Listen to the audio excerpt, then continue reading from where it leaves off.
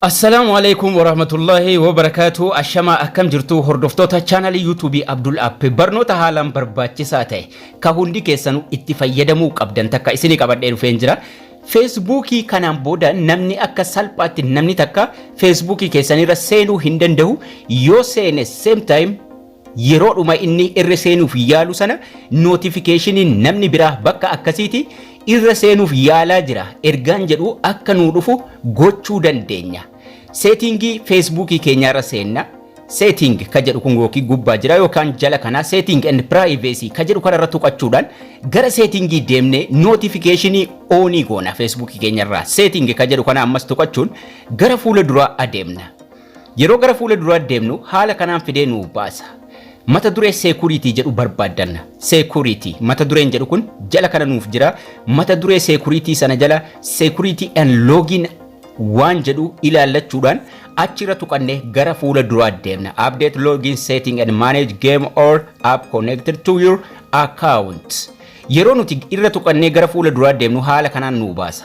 Security and login jala.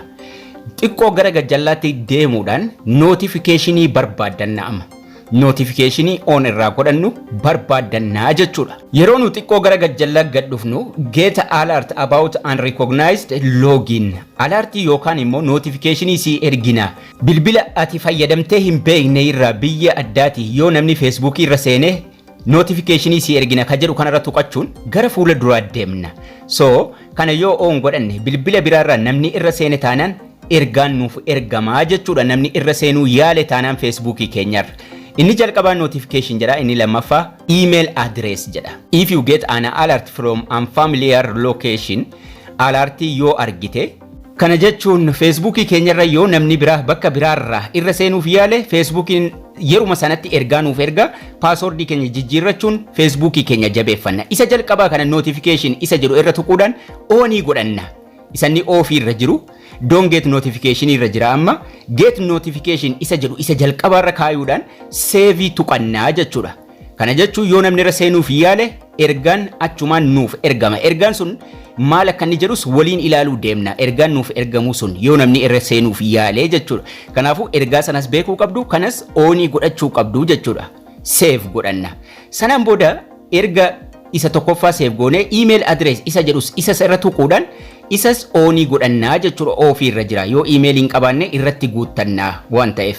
Kanaafuu isas emailii keenya as nuuf ka'a fuula dura isaatti sanduuqa jirutti raayitii gochuudhaan isas save ka jedhu tuqannaa jechuudha. Kana jechuun karaa lamaan ergaan kun nuuf dhufa. Notificationii qofaanis nu dhufu rakkinaan qabu, emailii irrattis nuuf ergamu lachuu onii goonu rakkinaan qabu. Isa tokkoffaa qofas onii goonee dhiifnu rakkina tokko hin qabu jechuudha.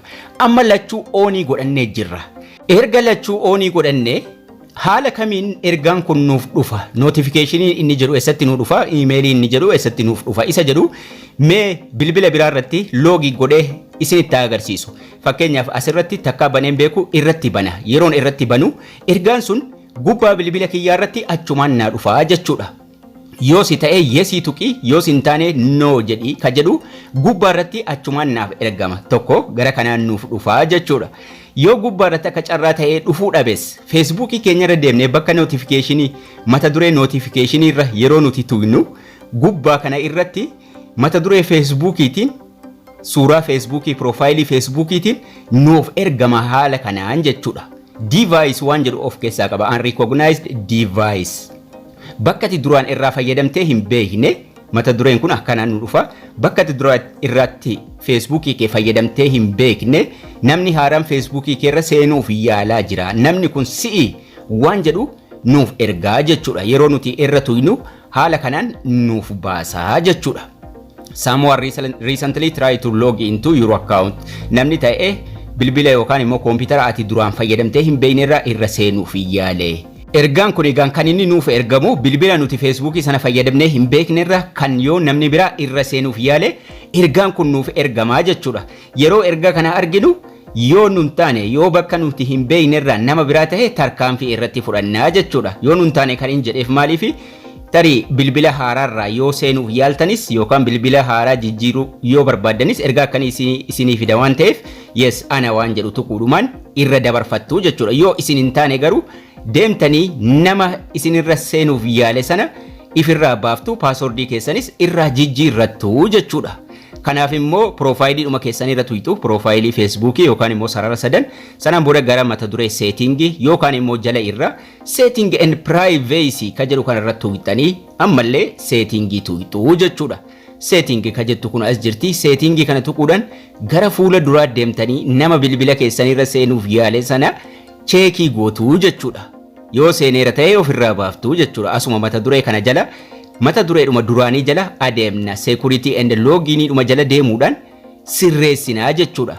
Asirra yeroo tuqannee gara fuula duraa deemnu security and login isii jettu kanarra tuqannee yeroo gara fuula duraa deemnu bilbila eessaa akka fayyadamaa jiru yookaan eenyu akka irra seene salphaadhumatti nama feesbuukii keenya nu waliin fayyadamaa jiru asirraa ilaallaa jechuudha. Where you logged in ka jedhu kun maqaa bilbilaatiin security dhuma kana jala nuuf jira.